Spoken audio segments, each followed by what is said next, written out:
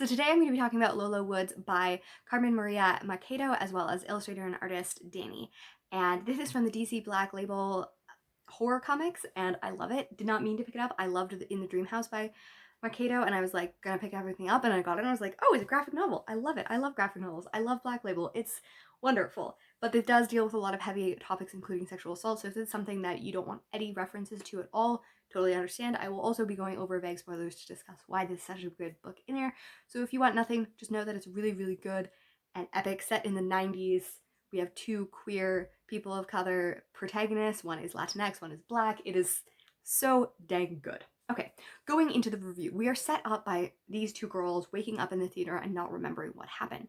They're in the theater alone. They have mud on their feet and they're like, what the heck? Why don't we remember anything of this movie or anything like this?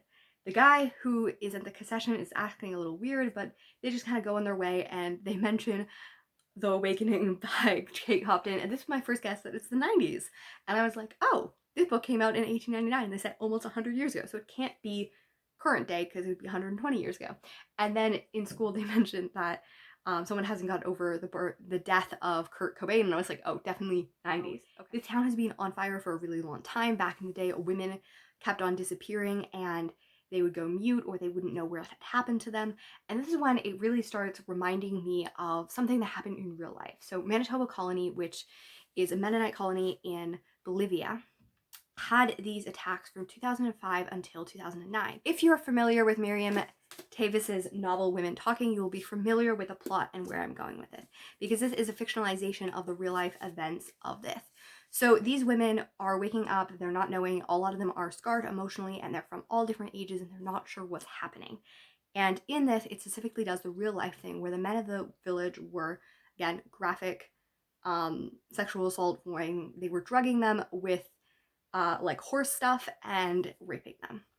And then no one was knowing this for 4 years. 130 women in the town were assaulted during that time and no one was caught and many people didn't do it. This novel specifically deals with the outcome of this because it's an Amish Mennonite community. They don't really have the resources, even though it's in modern day, to talk about themselves. Most of them do not, none of them know how to write. Most of them do not know how to like run any part of their home or anything like that. Taking away the men, it would completely leave them in a whole new world that they did not know or could not navigate on their own. These characters are very different. We're exploring the same kind of topic with the same kind of trauma, but in a very, very different way. And I really, really like that. I like that these books, literary fiction and horror graphic novel, can be exploring the same time of trauma in two different mediums and so well, but so differently.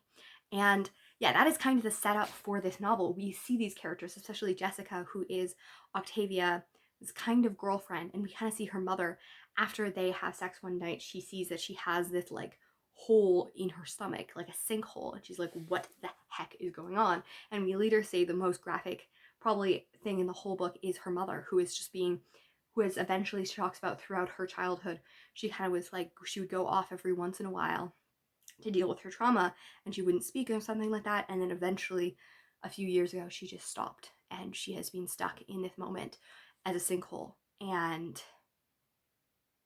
it's one of those ways of showing horror and showing the graphic scenes of violence without actually showing them sexually. We don't see any moments of sexual violence in this, but we see the representation and the psychological trauma manifested so wonderfully through this.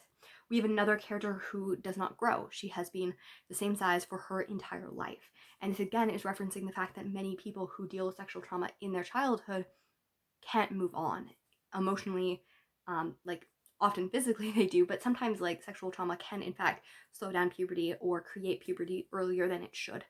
And there's so many elements of this that represent trauma so well and so intricately through horror tropes.